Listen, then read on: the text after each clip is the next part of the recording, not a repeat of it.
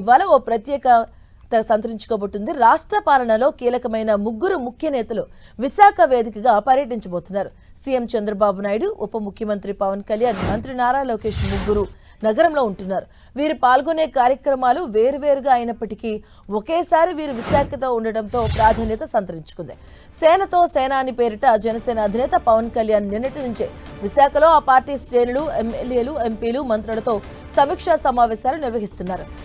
ఆయన ఈ 3 రోజులు విశాఖలోనే గడపబోతున్నారు. సేనతో సేనాని కార్యక్రమంలో భాగంగా ఇవాళ పవన్ కళ్యాణ్ జనసేన పార్లమెంటరీ నియోజకవర్గాల వారీగా ముఖ్య కార్యకర్తలతో సమావేశం కాబోతున్నారు. ఇక మంత్రి నారా లోకేష్ కూడా ఇవాళ రేపు విశాఖలోనే గడపనున్నారు. ఆయన తన నివాసం నుంచి నిన్న రాత్రికి విశాఖ చేరుకున్నారు.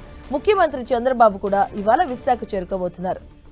ఈ ఏడాది జూన్ 21న జరిగినటువంటి యోగాంధ్ర కార్యక్రమానికి ప్రధాని హాజరైన సందర్భంగా CM Chandrababu, deputy CM Pawan Kalyan, మంత్రి నారా లోకేష్ ఒకేసారి వచ్చారు.